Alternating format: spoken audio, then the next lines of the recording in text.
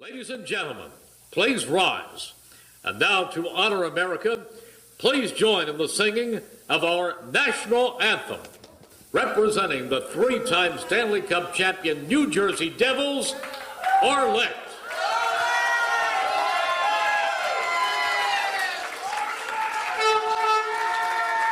I feel like I'm at a game. Oh my gosh.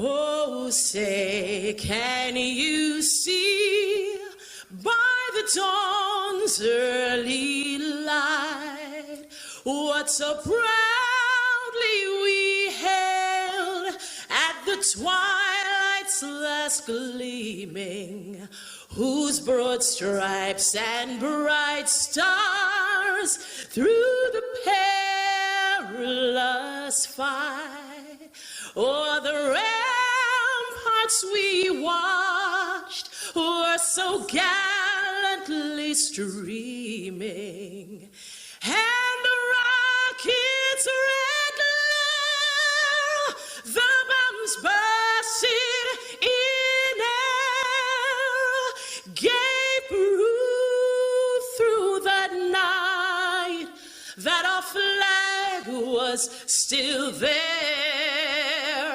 Oh, say, does that star-spangled banner yet wave o'er the land of the free and the home of the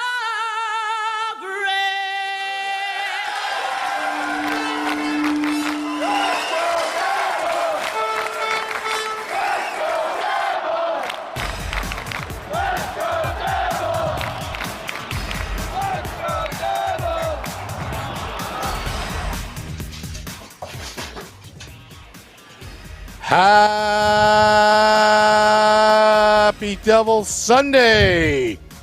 This is the Let's Go Devils podcast, streaming live,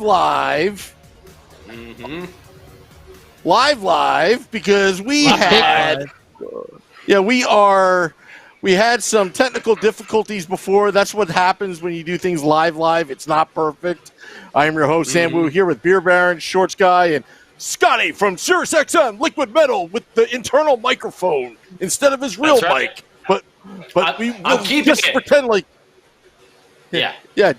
Do a tap test, Scotty. I'm helping you along with that tap test. Anyway,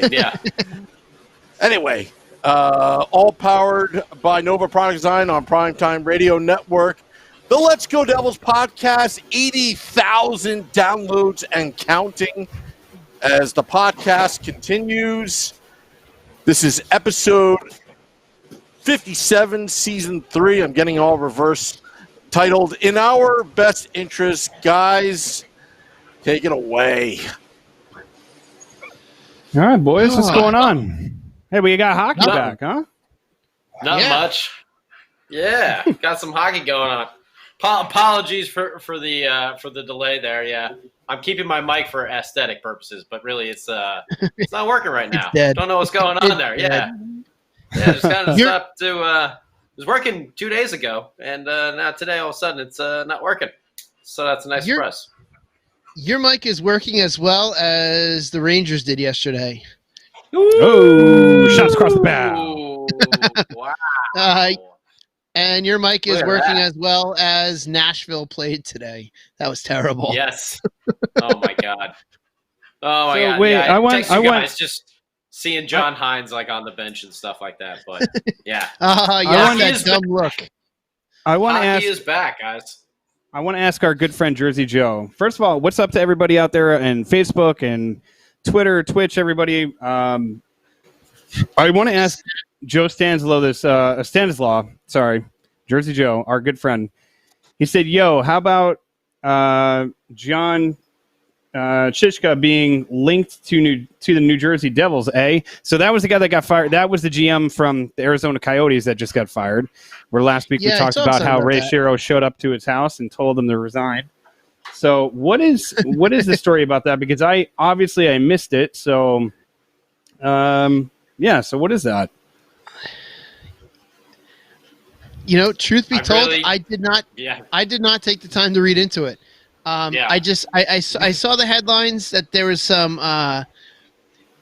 It seemed like it was like, I don't know, almost some inside trading type accusations going on there. But aside from that, I did not take the time to read that article just because I had other things to do. To be honest, Yeah. I never got to it. Like watch So, Joe, hockey games that they're actually back and on right now, which is like On the right most now, exciting exactly. thing. There's actually a game on currently. Going into the second period, it's 0-0. Jackets and Leaves. Yes, We're not doing a actually- play-by-play, so I'm allowed to say that. So No. Yeah. I've got that on in front of me, and I would like those. I would like that team in blue to score and win this. Oh no, I would like the blue team to win the second period. That would help me out greatly. I have a small amount of currency on the second period right now. I'll tell you what. I'm just kind of like wading into the sports gambling world, and I've done it on soccer while soccer came back, but I pretty much spent all day yesterday watching hockey and putting small currency bets on some of the games and some of the periods, and it's been pretty fun. It's been great. It's been great. It's been a lot of fun having the game back. Oh yeah, absolutely. And this game right now that's currently in the second period is up to this point one of the lowest scoring so far. I know the Flyers game was 0-0 until about halfway into the second, or a little bit into the second, and then they blew it wide open towards the end there. The Flyers did. Well, let's talk about it. Let's talk about everybody on the Facebook page too. What do you like so far about it? I don't know. I've been enjoying it. It does feel like a tournament style, like almost feel like a Olympics or some sort of like, I don't know. I get that feel from it, like World Cup type. Just the setup of it. It's in a hub. There's a lot of teams playing. It's one game after another. Like the schedule, it's like there's just games all day long. Yeah, and that's something that I actually wanted to touch on. Sorry, I was trying to read the article that Jersey Joe sent in the Facebook group, but I didn't see any mention of the Devils in there unless I was skimming through it really quick. So, Joe, just clarify real simply what it means. I'm not that smart, so just I'm really curious about this. I'm sorry, I'm actually really curious about it. So, anyways, with what's going on with Major League Baseball, I was listening to ESPN Radio yesterday. And they made such a great point where the NBA and the NHL have done it right. The bubble system is the only way that you're going to be able to have sports. And I don't know about you guys, but just having hockey back in general, whether the Devils are in it or not, obviously we would want them in it, but just having it back proves that they could, in theory, have a regular season, but that would be determined by the players if they want to. All 32 or 31 teams want to be in a bubble system and away from their families for an extended period of time. Okay, let me just kind of put this straight, because this has been annoying me, and it's you brought it up. It's not you, Beer Baron, but everyone's like, oh, the NHL and the NBA are getting it right. The first to get this right with the bubble situation was MLS. MLS, fair enough. Yes, even though my beloved team, the New York Red Bulls, crashed out in crappy fashion, they had in the very beginning of their bubble situation, they had two teams had to drop out of their tournament because of multiple positive cases. Mm-hmm. But as it went on, they had 0 cases as time went on, and they have had 0 cases for a while now, and they're in their semifinals. So that's the one thing that's just annoying me, and I know that's because soccer is not one of the big 4 yet, but Major League Soccer got it right, and they are the first to get it right. Now Major League Baseball for some reason is it could be a combination of got it dead wrong. That's the point. Yeah, they got it really wrong. Well, see, but here's the thing. Either either they got it wrong or we're just that. It's just I don't know what it is, because European soccer has been playing in stadiums with no crowds, but playing in different stadiums for the last couple of weeks with no issue. Something with Major League Baseball, I don't know if they're not. We could open it. We could listen. We could open up. Yeah, we could open up that conversation, but that would also open a giant can of worms, because there's a whole host of reasons why that didn't work in America. Because we got to be number one in everything, right? We got to be number one in everything, even the bad stuff. So I mean, I'm just saying. You know what, though? Yeah. I don't know. I see. That's the thing. Like, I don't know what baseball's precautions are. Like, when they get to their city, are they able to like go out on the town and go here and there, or are they? Apparently, the Marlins did. Well, and then that there is the problem, that they're letting their players go out on the town and to go out, and then that's where you're going to be around people. Whereas I know for a lot of, at least in the EPL, to my knowledge, all the teams were pretty much sequestered in hotels for the remainder of their season, and they kind of just traveled here and there. So yeah, but that in itself is like being in a bubble too. Like, being in a bubble doesn't necessarily mean like, in a sense, yeah, because it doesn't necessarily mean that they have to be like sequestered to just like being in the, like how what the NHL and the NBA are doing right now. But the problem is like Major League Baseball. First of all, I feel like the guidelines that the NHL set out, and I know we don't want to spend the entire show talking about this, but I think it's like a good topic to talk about. Yeah. I feel like the NHL and the NBA set up like a really good model of like how this could prosper, how this could work, right? So especially the NHL, like the NHL was very stringent on how many times they tested everybody. And if you came from overseas, they tested the crap out of you. So like, they were very on top of like making sure that everybody was 100% healthy. I use that term loosely because I'm sure there's still guys that are dealing with injury and stuff like that. But I mean, they made sure that nobody had the virus before entering this into this pod. Then they made sure that everybody that was involved in it was healthy and okay. And they're doing, they're having TVs, broadcast teams broadcast it from other locations. And some of them are in the arenas and some of them are not. But I feel like their model is the best. And you look at Major League Baseball and it is a joke across the board. Yeah. They're getting tested every 3 days. You have teams that have to shut their entire team down.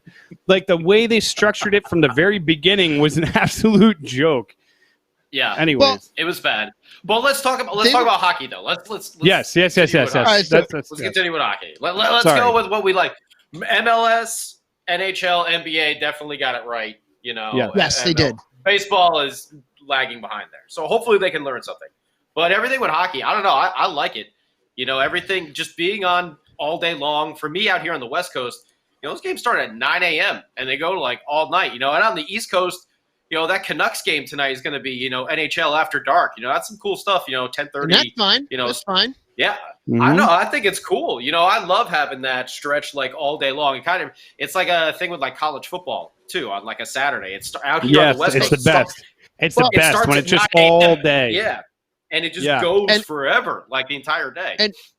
And that's always the glory of the first round of the playoffs, is that there's hockey on every single night from start to finish. This is like type of hockey. And this is like a first round on steroids, because because after this we get the traditional first round, which will be just as much hockey. Now the defensive side of me, the goaltender in me, is not thrilled with the high scores. The goaltending has not looked very good. The defense has looked at times atrocious. I mean, I was watching with a lot of my teammates from my team, and we just kept commenting. We just kept, all those bad goals. We just kept saying, "Yep, that's exactly what our D would have done." And I've seen half of those goals get scored on me, multiple times.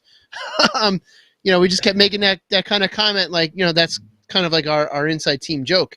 But it really has been an offensive showing, from the start with that. Not the start. I mean, the Rangers game was 3-2, but even still, that's 5 goals. That the Chicago Edmonton game was just crazy. that was just a blowout. That was just a blowout. 6-4. 10 goals. Did you see that, Dylan Strom? The first goal, Dylan Strom like banked it in off of who was it? Mike Smith. Like that was right off of his butt. It was a butt puck. That was Chicago's first goal. Fumble. Yeah. However, the butt puck. The butt puck. You can't, don't try to say that too fast because you might end up saying something bad. But I know. But that also started. That started with Mike Smith bobbling the puck and making a bad play with the puck, which yeah. So he fumbled it into the butt puck. It's Sanchez-esque. Yeah. And he did. And one of the members of our sister podcast, Hockey on Tap, Schwim had called that Mike Smith would bumble something with the puck, which would lead to a goal. I think he called it to be the first goal of the game. It was the first goal for Chicago. But Schwim of Hockey on Tap did make a call saying that Mike Smith would produce such a goal against. And he did. Funny. Mike Smith did not look very good at all. No. You could that first one though. You could speed it up and put like the Benny Hill music behind it. You know, like it's just just some of these goals have been wild. Like the first game in the first goal in that Predators game, 2 deflections and looped over the goalie. That's. Speaking of which, we need the Preds to like really start picking it up, man. Well, here's a question for you guys that I was thinking about. So this, the Hawks and Oilers, game, that was one of the ones that really jumped out to me yesterday. It was really exciting. Kublanik scoring twice. Kids, like, unreal. Here's the deal. Oilers, are they going to pull the choke artist like they usually do? Either the Oilers or the Blackhawks are going to have a shot at the number 1 overall pick. And if either of them get it, but if one of them is going to, like, do either of them deserve it? Of course. No. Nope. No. Does the league want that? Nope. Does any team that's in this playoff thing that's happening in this play-in round, does any team deserve that number 1 overall pick? The overall answer is no. Absolutely. Nope. And we've covered this. We've had a whole show. But we had a whole show about this, but I mean, like, you would think that it's like playing yesterday. Yeah. They're unbelievable. They're stacked. And you're going to add another rookie, like, generational almost type player. I don't know if I want to call him generational, but, we're using that term too much. Yeah. That's a little too much right now. But whatever. You know what I mean. Yeah. A really good potential player coming into the league. Yeah. Yeah. But on either team, on a team like Edmonton is stacked. Chicago has, they're stacked with like veterans. They have huge contracts. That's exactly what they need is another young rookie like stud that they can put out there with Kublanik and be able to afford Taves and Kane and all their other contracts as well. Like one of them is going to be in the drawing. There's no way around it. You know what though? But that's the thing with Edmonton. Look at all of those good players which they've drafted over the last 10 years, and they still cannot put it together. I mean, we were talking about it yesterday. Goaltending. Dude, that's all I started thinking. You could score 4 goals. You could score 4 goals, but guess what? You let up 6, you ain't gonna win. I know. We were discussing just all of the great players that Edmonton has let go. Like Edmonton, just for some reason, has yet they put it together once to make it into the traditional playoffs over the last bunch of years, and it was the first year that the Devils had Taylor Hall. It's what a weird coincidence. It's amazing the glut of talent they have. And they just can't seem to put it together. And you're right; it is goaltending. They have yet to actually defense and goaltending. Eric Selden just said goaltending or defense. I agree. Yeah, and there hasn't been like Mike. Like Adam Larson, Mike all right? Smith. They're stacked on defense. All right. Yeah. They're taken care of. All right, Eric, come on.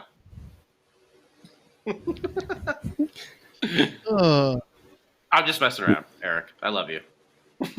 He does. He really does love you. But either way, that was a great game. And as soon as the Oilers got lit up there in the first, that's all I was thinking of. I was like, oh my God, these guys are going to end up getting another like number one pick. Watch it be Edmonton. Because Chicago is a team too, with all those veterans. I see them being able to come back into a series like a guys like that and be able to just like kind of like snap it into place, you know? Like, well, they're just grizzled veterans, you know? That's like, and that's no. Go ahead. Go ahead. Sorry. No, I was gonna say good. That's like such the one of the points that we brought up before all this stuff went on is you have these older teams, right? You have the Blackhawks, you have these older teams, you have like the veteran teams. And is that going to be better for you or is that going to be worse for you? Do you want a team that's injected with a bunch of youth like the Maple Leafs or the Oilers that you have a ton of young talent? Or do you want a team that's been there, done that, won a cup, been through the trials and tribulations? You could see in all those games, in all the games that happened today, there's rust, 100% rust. Oh, my gosh. Oh, yeah. That first game is going to be almost like, in my opinion, that first game is like a throwaway game. Yeah, it's only a best of 5 series, so you have to win and win now. But I also feel like, hey, Winston, I also feel like if there's something, yeah, I can hear him. I also feel like if there's something that's going to happen, you're going to get that first game under your belt, and then there's a team that might have gotten blown out in that first game, but they're going to come back in the second one even better. Well, so, and therein lies what's going to happen in the actual first round of the playoffs. Is you're going to have one of these teams that's doing well in this round that's just going to go in and upset somebody that's still waiting and currently just practicing right now. That's going to lose, and it's going to be an upset. You're going to have upsets in the actual first round of the playoffs because you've got teams that are going to pick up momentum and get that rust out of their system, whereas those other 8 teams, they have yet to actually do anything of note other than those couple scrimmage games that they had. They're going to be rusty as anything. I think it was the Montreal. I think it was the Montreal-Pittsburgh game last night. We were watching it, and game.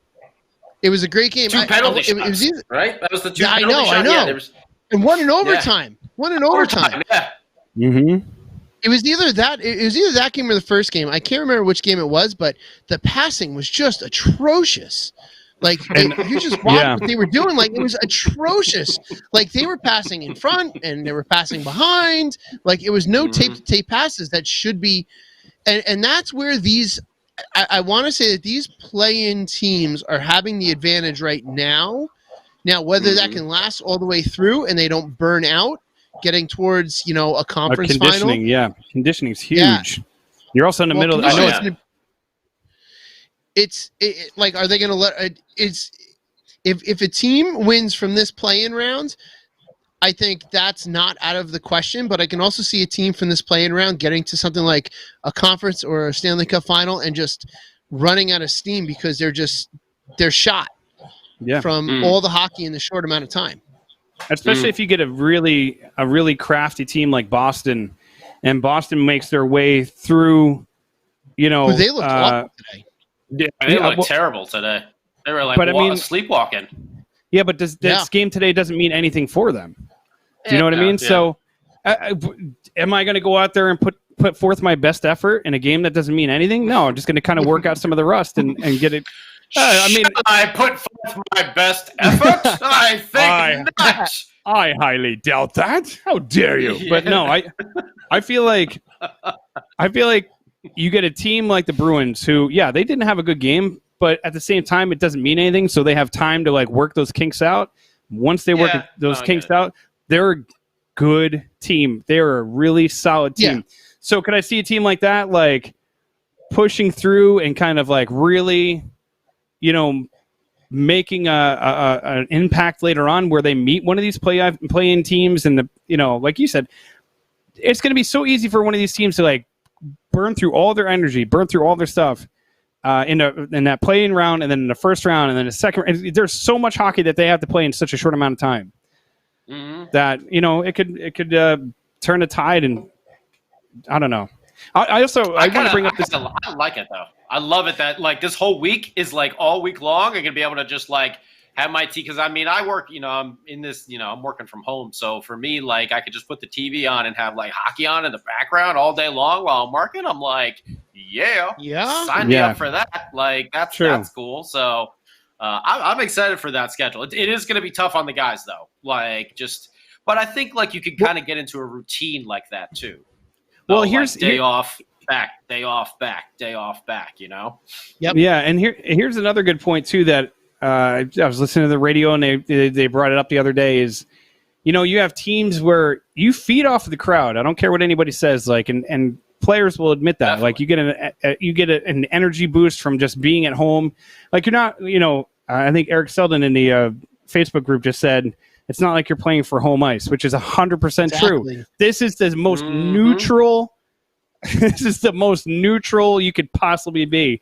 So then it lays on the player's shoulders. Like you're going to have guys that would typically fold under the pressure of being in front of all the fans. Look, my background just fell down. And then you're going to have, players that are going to like be able to like get their look. Pay no attention to the man behind the scenes. But you're gonna have a team that basically they're gonna have to rely on themselves to get that emotional boost. So you're gonna have teams that are gonna if you have any kind of fracture in your locker room or any kind of like you got a guy walking in and you're like, all right, Taylor, sit down. Go sit in your stall and whine about something.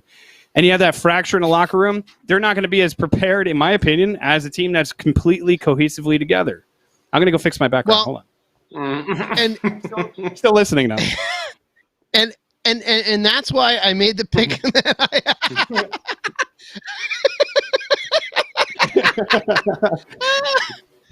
magic of behind the scenes. Now it's just all white. Oh yeah. Hey, you know what though? I'm not going to grab the other one. You're back to your old school know nothing background there, like you used to have. But that's why I picked the Maple Leafs to win, because they don't have that crowd behind them, which could really go against them. Oh man, there's a huge save that I didn't need to have happen. Oh man, could have used that. Well, actually, I gotta say that I actually agree with. I think it's Eric here. He says the Bruins will just coast till it matters, and that's what I really think will probably happen. My point exactly. Is this Sam? Hey, is this your fella? evil twin brother? Is this your evil twin brother? Who is this person? Who is this imposter? I just want to say we do things live, and we did not plan that little mishap with Beer Baron's background. That's all. No. At least I'm not broadcasting from my bathroom anymore. Yeah. That's true. But all the games have been pretty good so far. Did you guys see the Kachuk thing with the skate blade? No, Scary. I missed it. I missed it. What happened? Scary, but totally. I think it's totally accidental. I don't think it was. From what I saw, I agree. Totally accidental. Yeah. 100%. So do explain, because I unfortunately I missed it, and I was going to tell you that. Bounced. He was coming in, and they were like going in for a hit, and his skate kind of bounced on the ice a little bit. It looked like he kind of.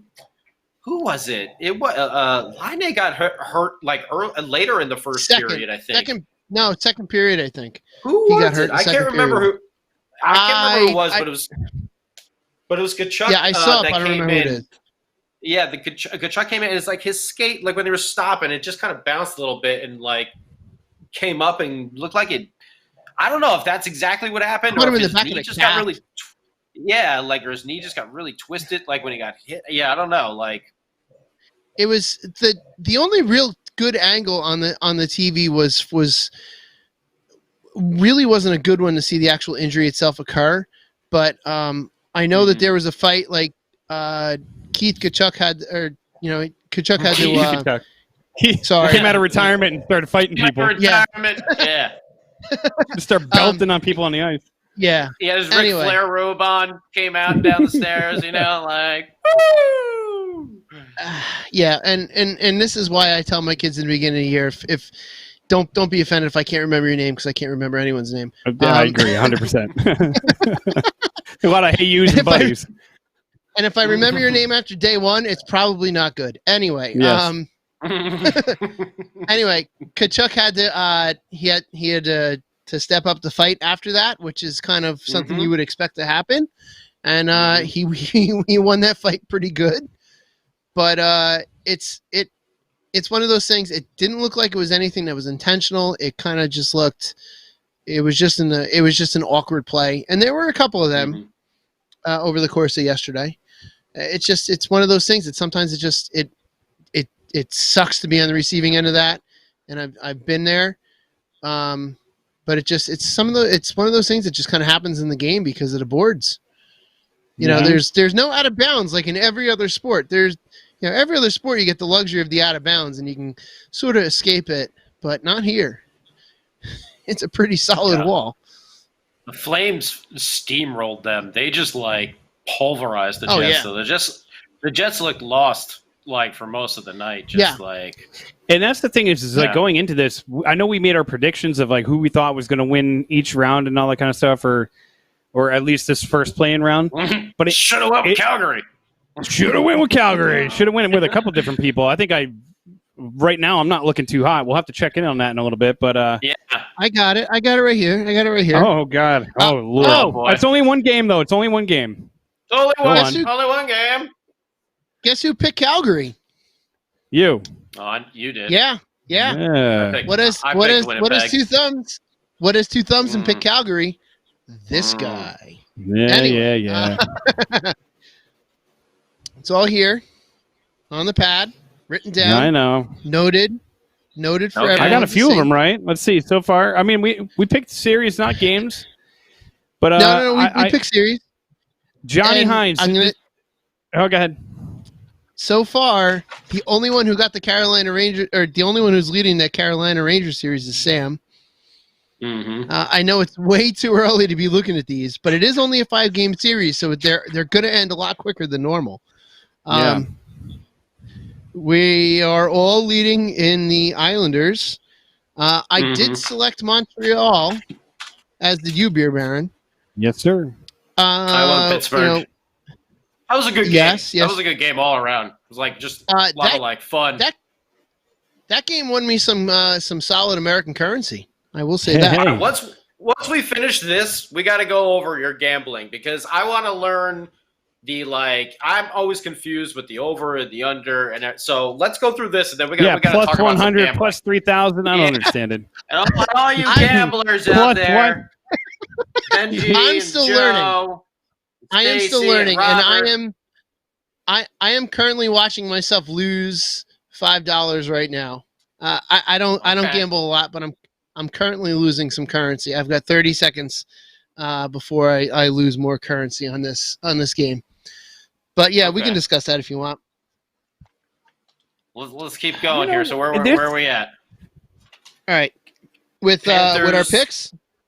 Yeah. Panthers. We all picked the Islanders, so we're all there on the good side there. Vancouver, Minnesota. That's later. Man, I think I got one right. Chicago was me and Sammy. Yep, I had the Oilers. I think I got everyone wrong. Let's see, Scotty. So Scotty, maybe you shouldn't gamble. So far. Maybe you shouldn't ask any questions about gambling. I'm a terrible gambler. Yeah, Scotty, you picked the Rangers, Pittsburgh. No, you picked the Islanders. You have one win. Oh, I got the Islanders. You picked Winnipeg. We all picked Nashville. We all lost there. You picked Edmonton. You did pick Columbus, who is currently tied 0-0, which is going to lose me currency unless this rush turns into something. Nope. A post and a big save, and I'm losing money already. Damn it. So that one's all square. And then we all picked Vancouver, so we'll see how that goes. So right. I have to say, our message to our old departed friend, Mr. No Eyebrows himself, Jonathan Hines. You better looking confused behind the bench today. You better give your team the pep talk of all pep talks, because if you get beat, you better listen. If you get beat by your former number one best friend player, you better find a new residence, my friend. I'm telling you, man. Tony Bag of Donuts will be visiting you. Yeah. How ironic would it be if Arizona did win and Taylor Hall does something and it's against John Hines to screw us over in the draft pick? Of course, that's what we need. We need Arizona to lose. If anyone out there is wondering, need Arizona to lose for our condition. And today or yesterday, Sammy Vatanen, of course, played for Carolina, which I think he's going to play. Yes, he did. Another thing that he's going to play every game. I don't know why we're worried about it. So well. Listen, so there's a lot of weird stipulations to this, though. So I think that they have to play. He has to play in order to reach that 70%. And I could be wrong about this, but I was trying to read up on this before the show. In order to play 70% of the games. Oh boy, here we go. Yeah, you can see it hurting. You can see it hurting. It's going to be like Scott Steiner math over here. 25% of the 35% of the 65% means I got 183% chance of winning tonight. If only I had the body of the time, it works all the time. Anyway. Yeah, dude. I mean, honestly, it's one of those things. I just hope he plays the next couple of games. Yeah, if he played and he looked pretty darn good. He looked pretty darn good, and it made me miss him. And I'm thinking he's a UFA at the end of this year, if I'm not mistaken. And that's something else that we need to kind of start to. I know, this week and next week we'll start to focus our attention on, what the Devils could do this offseason. What I know we talked about it off air and stuff like that. What some of the targets they should have for potential UFAs and some of the things that they need to clean house with. There are a couple RFAs that are coming up. Yeah, we didn't even get to outside. We were just talking about inside the organization. Inside the organization. Yeah, we didn't even get to outside the organization yet. Correct me if I'm talk about that. What, you want to chat about that? We'll talk a little bit about that. Correct me if I'm wrong. I don't believe that they do not have any pending UFAs except for. Yes, they do. Except for one. They have one. One. Don't tell me. Hold on. They have a bunch at the lower levels, but only one UFA coming up. One in the big club. What are they? Well, one on the big club. Rooney. Go ahead. You want to guess? Rooney. Is it Rooney? Rooney. Yeah. It's Rooney. Rooney. Yeah. Rooney. Now, maybe they can let that. Maybe they can let that hack. What's his name? Mikey, whatever his name is. Maybe they can let him go. You watch your mouth. You're going to get a visit. You're going to get you want to taste the fresh one? Yeah. Well, any chance I get. Here's the thing. So we're going to have $26 million in cap space. That's with everything taken away, right? So good. We lose Sammy, we lose Taylor, we lose Wayne Simmons. After it's the last year of Mike Camilleri's buyout. Brian Straight comes off of the long-term injured reserve thing. Yep. Corey's got 2 years left, and I was talking to you guys about this after this. Going into the season, it will then be the last year of Palmieri, Zajac. What? Somebody, David Holiday called him Mikey Stick Tape. Sorry. That was funny. So the last year's going into for Zajac, Palmieri, and Gusev. So restricted free agents. Mm-hmm. There's two big ones right off the bat, and that's Jesper Bratt and Mackenzie Blackwood. Yeah. Which Blackwood you got to tie up. Tie him up. Go ahead. I'm trying to think of so I'm trying to think of I know we've kind of briefly discussed some of the UFAs outside of the organization, but right now looking at it on paper, what they have to deal with and what they have to shore up with that amount of cap space, it's all right, cool. That should be an easy job for Fitzgerald. He should be able to sit down and be like, Mac Black, you're going to get a 3-year extension worth $3 million a year or something like that, because you're not going to break the bank for him right now because he hasn't proven himself to be all right, you're the next Brodeur. We got to throw all the cash at you in the world. There is no next Brodeur. There's only one Brodeur. There's going to be someone who's going to fill a hole. You get what I'm saying, though. Yeah, no, I get it. I just had to clarify. Sorry. No, yeah, that's all right. Mac Black is also only 23. So Yeah, Yeah, understood. he's got time. But I'm He's just got saying, time. like, you don't need to. Yeah, you give him like a short range 3-year prove it deal, or even a 2-year extension prove it deal, where you're like, all right, well, we'll bump you 2.5 a year or something like that. Nothing crazy. And then if he works his way into making that big time contract, then awesome. Then that's what you want to happen. But you can't give him like the Corey Schneider $6.5 million a year deal until he proves that he can carry the load of a number one goaltender. Exactly. He hasn't proven that yet. And if we can get him but here also comes with this. This is going to be one of those things too. If him and Bratt have a good relationship as far as goalie defense, which coming from the goaltender's point of view, when you have a defenseman that you just trust with your life, Jesper Bratt, you want that. Well, you know what? Yeah, but I'm just saying, if he's one of those defensemen that maybe we don't know, but Mac Black trusts, well, you got to make sure you sign Jesper Bratt too. I'm just saying that from 30,000 feet up. I don't know. I'm throwing stuff out there. I'm doing what Sam does, and I'm just throwing random stuff out. But yeah, but Jesper's a forward. Oh, sorry. You know who I'm thinking of? I'm thinking of someone else. Sorry. I'm an idiot. No, we'll get to Marco Miller in a little bit actually, because he's another one. No, forget it. Forget it. I'm done. Jesper Bratt and Jesper Bratt is only also 20. He's 22 years old, so he's also very young.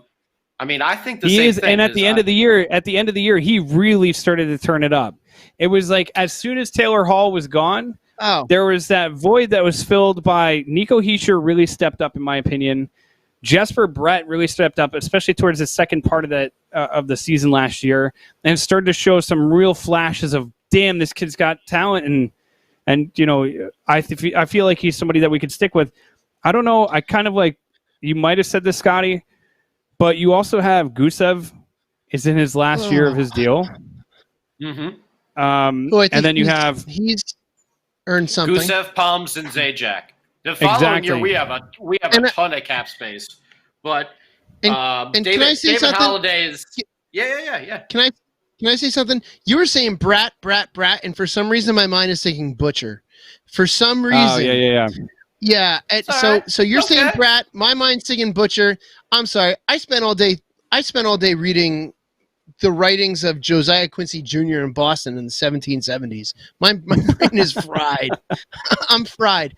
I spent all day reading historical documents. You said Bratt. I was thinking Butcher. So that. Oh no. Anyway, listen, dude. I just needed. I needed to clarify that. I can't even put together my own set. Good. You know what I mean? So it's fine. Yeah, but dude, like David Holiday is saying 3 years, 3.5 for Bratt. That's what he's saying, or that's what he's asking. No, that's what he's saying. He's throwing. I mean, he says a 7-year deal for Big Mac. I don't know about a 7-year deal, but he's just throwing some numbers out there. Cheryl Miller, Nico, and Brad have a good relationship. He should be signed. Okay. That's a very valid point right there too. Defense, defense definitely. That'll be on the. I think our defense will be addressed when we talk about outside the organization. Yeah, Petrangelo. Speaking of Nico, we were talking about this. We were talking about this yesterday. Those rumors that have cropped up about the potential of Nico being trade bait, which I really don't. Wait a second. I missed those rumors. What? Wait, what? What the hell are you talking about? Somebody's talking about trading Nico? There were some far-flung rumors about the potential if the Devils are going to get someone big to come into the organization that you could potentially package Nico and some other players to get a big name established player that people want us to have. And I don't think you trade Nico for anything at this point. Listen, in the words of David Spade, you should hit their button, and we'll come back there and hit you with a tack hammer, because that's just that is the most. If whoever's writing that, clickbait. If you have, clickbait. First of all, 100% clickbait. But if whoever wrote that, if that's true, if you're floating a rumor out there like that, first of all, I'd be shocked shocked if they moved Nico, because I firmly agree that not only is he the face of the franchise, but he's also going to be the next captain of this team for a very long time. Oh, I agree. The kid has got nothing but he's got everything going for him. He's got great character. That dude just served in the army. While the time, he's like everybody else is sitting around drinking beers and going to the lake, and he's going to the army. I'm not taking this out on you. I'm just saying whoever wrote this. Yeah, no. It's working me up. Okay, all right. Calm it down. It's okay. We're all right. Nico's not getting traded. Don't worry. It's okay. No. I'm looking for that now. I got to get this Captain C already stitched on my Nico jersey, man. Yeah, I can't see that happening. I mean, like we said, Zajac, Palmieri, if they don't feel they're going to re-sign them, maybe they try to trade them if the Devils aren't really in contention next year. You never know. They may make a run next year. We were looking a lot better at the end of the season. But anyway, I think we're all in agreement that we want to re-sign Jesper Bratt, Mackenzie Blackwood. 100%. I think Bratt deserves that's the thing. That's the new mold of the NHL, which a lot of people don't understand. Is deals. You're getting those 3 to 5 year deals because those are the deals that are going to be able to sustain winning. You can keep re-signing people in those 3 to 5 year windows. It's when you start doling out these 7, plus. I think 7's the longest contract that you can get, right? If I'm not mistaken, as long as you're being signed by the team that you're playing for. If you get traded, you can only sign 6, a 6-year deal. And I think that's, first of all, I think that's super smart because these stupid Ilya Kovalchuk deals that the Devils got handcuffed with for a little while was a complete joke. And I mean, it doesn't beat the Bobby Bonilla deal. The Bobby Bonilla deal is the worst deal. The only thing that comes close to Bobby Bonilla is Rick DiPietro's anything that the Rangers contract. did? Rick DiPietro.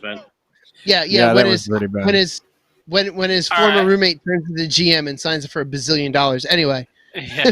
I got 2 names now that I'll throw at you. So we're all in agreement that Jesper Bratt and Mac Black should be re-signed. Yes, absolutely. Now, two other people. One of them actually played big minutes, and one of them actually I thought played a lot better towards the end of the season. Careful what you say. He may punch you in the face. Good old John Hayden. John Hayden and Mirko Mueller, who surprisingly, Mirko Mueller is only 25 years old. I honestly, not going to lie, in the words of our friend Will Wowman, hope he's watching right now. Don't know if he is or not, but thinking of you, buddy. Honestly, I'm not going to lie. I thought Mirko Mueller was 28 or 29. He's only 25. He just looks like it. He's not that old. He's got one of those old man faces. He wears it on his face. I was ready to just be like, what, but he is younger than I thought he was. But do I think he's going to develop into a front line top 4 defenseman? I don't think but so. I think he's a serviceable defenseman. And that's the problem is that the Devils have a bunch of serviceable defensemen. We have. So do you? Yeah. What do you do? Damon Severson, I think, gets knocked. I think David Severson gets knocked way more than he should. I think he's a hell of a lot better than people give him credit for. I also think that he does a lot of bonehead things and does stupid things like scoring his own net 5 billion times in a year. Sounds like my defenseman. Yeah. But I mean, honestly, if you look at Mueller, if you look at Severson, if you look at Butcher, I was so stoked to get Butcher. I think Butcher has still has a bunch of potential, although that dude is not fleet of foot. And he signed up though for a while, so we don't have to worry about him. He signed for a couple years, but I mean, I honestly feel like if they go and take a run at somebody outside of the organization, they need to take a run at Pietrangelo if he tests free agency. I feel like who knows if he'll come here, if he will or he won't. I hate when people are like, "Oh, he's not coming to the Devils." It's like, shut up, bro. Why? Because Shattenkirk didn't come here? Thanks, but no thanks. You could see how well he did in New York. All these people that get so butthurt over guys that are like, "Oh, we tried to get Jimmy Vesey, but the Rangers got him." It's and he did so good up there too, just like all the other free agents that they signed to that scumbag team across the river. So listen, if we take a run at somebody, that you can look at it and be like, all right, good. But and I hate this, man. You know what's going to happen. They could sign Pietrangelo, and half of our fan base is going to bitch and complain about it. But we need to shore up the defense. We need to try to make sure that we have at least somebody that could pair with Subban, somebody that could be at that top 2, eat up a ton of freaking minutes. Mm-hmm. Yep. I know there were some people even saying like they would bring Andy Green back on like a 1-year, 2-year deal, and I'm like, I don't know if I'd do that, but I loved Andy Green. Weird. I think he's awesome. I'm glad that he's playing hockey right now, but it's weird. A former captain coming back not being the cap. I don't know. Is that weird? Like that would be one of those things where it would be weird. Come back. Hey, Nico's the captain now. Yeah. Yep. Yeah, we don't do that anymore, Andy. Sorry. yeah, but you know what though? Yeah, but that could be. Not that it's the same, but Elias was the captain and had that seat taken away and still did very well. Not making any straight up comparisons between the two because if he came back and came back in that, just as that role player defenseman, knowing that, he's only here for a year or two, and this is now, the team is moving forward with Nico as the captain. If he's going to be willing to take that 5-6 role, I think that would be good. If we got him back, I don't know if a true leader, role, a true leader would. Top. No, I know that. Like, if we're gonna bring back Green, we're not gonna bring him back as 1 or 2. If we're gonna bring back Green, he's gonna be 4, 5, or 6, probably 5 or 6. But a character playing in the locker room too. Yeah, and a lot of people are saying Torrey Krug. Torrey Krug, 100% would be awesome. In a dream world, Pietrangelo and Krug come here, and that's all the off-season acquisitions you need to make. That's it. Boom, done. That's it. Just those 2 guys. Take Tommy Fitz. That's all you got to do. That's it. Seriously. Sign Mac Black and Jesper Bratt as well. Well, yeah, but I'm just saying, offensively, I feel offensively. Yeah. All those other things, you do those things too, but then you do this other thing, and then we'll be okay. How about that? And a lot of people say, our friend Mike Stone, or Benji Stone, who's our good Blink-182 fan over here, he said Mike Hoffman. Mike Hoffman is also a known locker room cancer and has caused serious problems in some of the places that he has been. Yes, Sam, you're 100% right. So maybe 10 more minutes, yes. But I either way, it's... because who knows when the season is actually going to start? So there's so much time between now and the beginning of the season, and there's so much time between now and free agency. I think free agency is not going to be until October. Right. Yeah. Maybe even later. But I agree with you. Like Krug, Pietrangelo. I mean, the only downside to that is like he's a little bit older. Does he want? We're going to need like a year or 2 before we're like really, Is he willing to sacrifice that? If we interject those 2 guys, I don't know. Did you interject those 2 guys into the lineup? That's a huge boost in where they go from. It seals up the defense 100%. Yeah, absolutely. Even just one of those guys is going to make a ton of difference. Dadonov. So, Ryan Mann says Dadonov. Zaka has been a disappointment. I don't know, dude.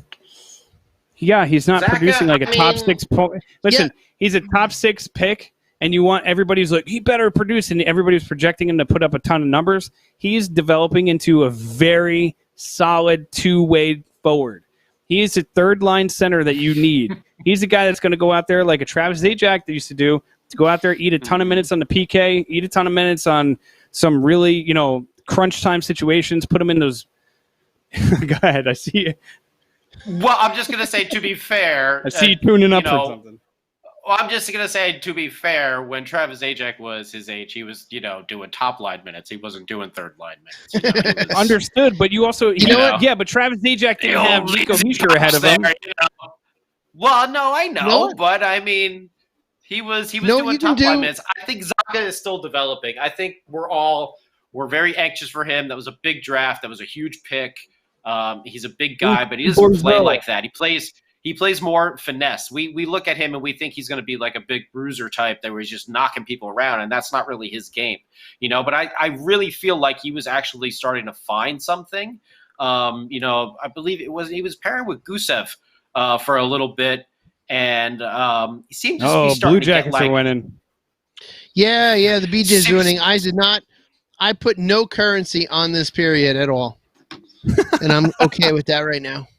Yeah. I lost 2 periods in a row, and there's no more currency going on this game. Anyway, you know what though? Speaking of Zacha, you're right. He is turning to that good two-way player. You know, Zacha could be one of those players that you could package with a first-round pick for a trade. You could 100%. And I guarantee if he went, there's a good chance that he could go somewhere else and completely flourish and be an absolute. I wouldn't say he's going to be a stud. I don't think he's ever going to reach the potential of being like, you know, Draisaitl or like you know, that top tier type of forward. But I do see him being like a key contributor anywhere he go. Like I like the projection that he's going in, as long as he stays committed and he's willing to accept the fact that like in the NHL, this is his role. He's not going to be like a 40 goal scorer, but he'll still put in 25 solid goals. But he's also going to be a forward that you put out there like a John Madden, like a Travis Zajac. You got another team's top line coming out. He could, in my opinion, develop into that type of player that you have him put out against like another team's top pairing. Which is what helped us win cups in the past. So you want those players, but you know, he could definitely be one of those players where you package him and you get something good in return. So that could wind up being Pavel Zacha's, you know, end game for the Devils is being that trade bait to get us that piece that we need. Mm-hmm. You know, absolutely could. Yeah, it's going to be interesting. There's a lot of time. There's a lot of time between now and when the draft happens, when free agency happens. But I'm going to tell you what. You know what's going to happen is it's going to go super duper quick. We're saying it's a long time now, but I don't know about anybody else. The fact that it's already the beginning of August like blows my mind. I feel like it's March 137th or whatever it is. But that's right.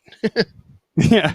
But honestly, it's going to be one of those things like we're going to see a team in this little playoff round get the number 1 overall pick, which is super annoying.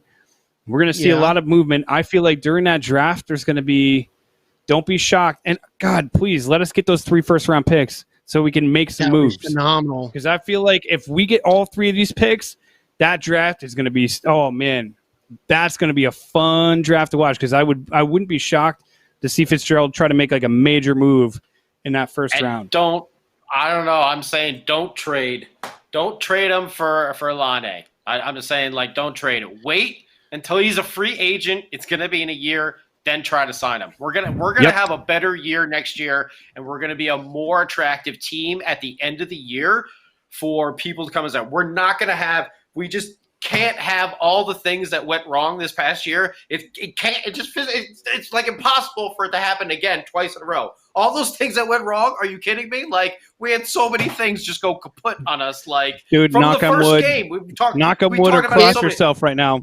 Knock on wood or cross yourself. It can't happen again. It was like, If you know, it's all the the right- stars aligned.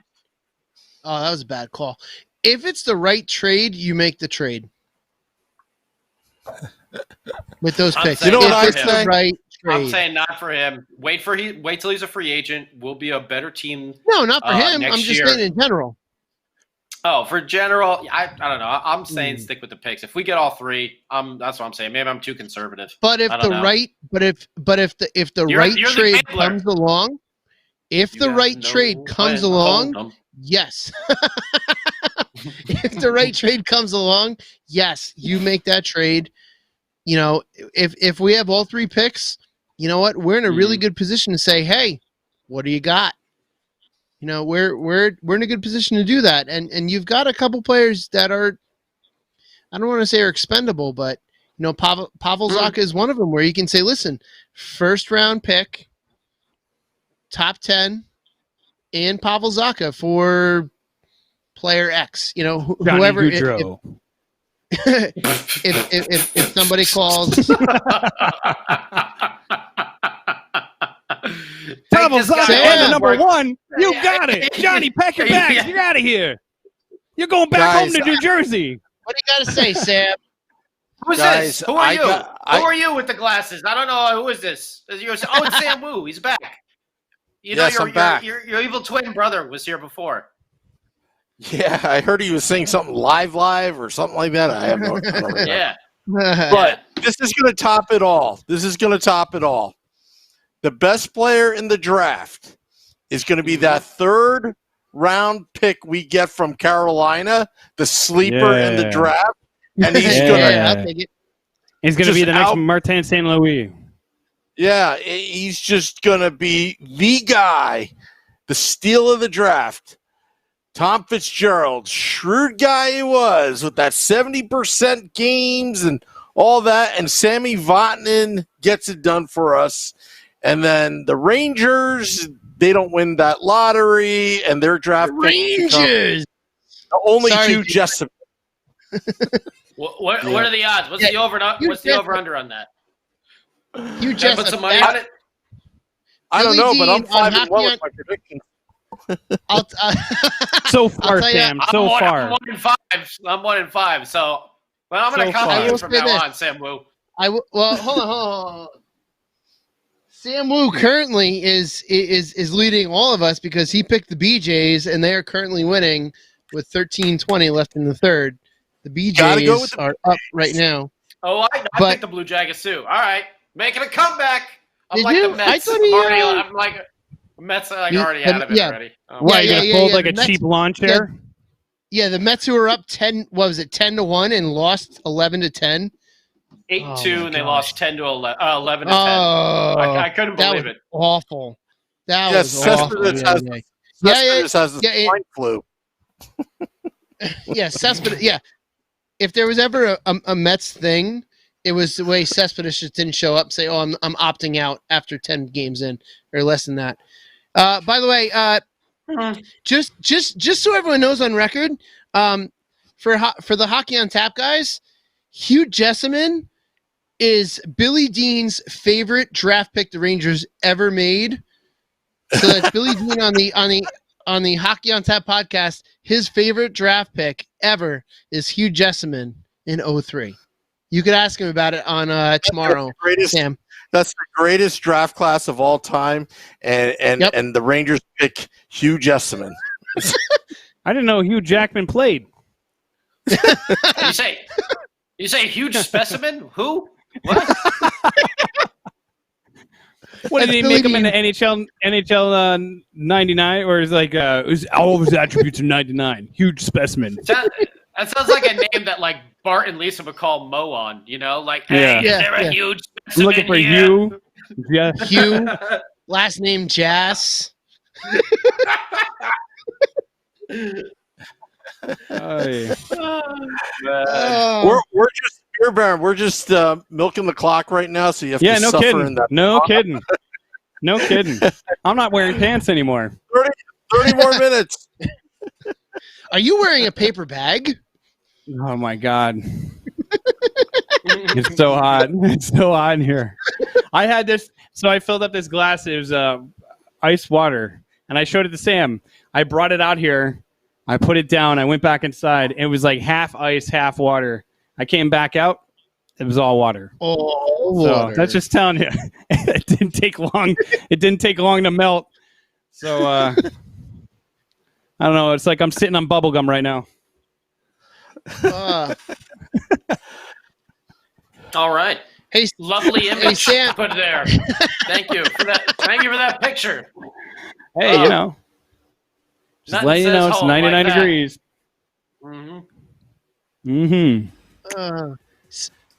So Sam, on that note. Sam, I hear the music. Before we go, I got two things to say. One, I would like to thank all of the listeners who purchased face masks and shirts in the last week. I just would like to let everyone know that the face masks will be showing up at my house this week, and they'll be printed and shipped, and they will be shipped out with the shirts this week. So, be on the lookout for that. And I'm gonna speak on behalf of the four of us. This week we learned that a friend of the podcast had a loss this week. Bruce Seaman, who has been on the podcast before and is a big fan of our podcast, lost his little guy Hobbs, who was his co-host. It was his little dog Hobbs that he rescued. And Bruce lost Hobbs this week. So our condolences to Bruce on behalf of the Let's Go Devils podcast on the loss of your little buddy. We've all lost those little buddies in the past, and we all know how terrible that is. So, Bruce, on behalf of all of us here at the podcast, our condolences to you and your loss of Hobbs. And Hobbs has crossed that rainbow bridge, and he'll live on forever in your heart and our hearts too. So, our condolences, Bruce.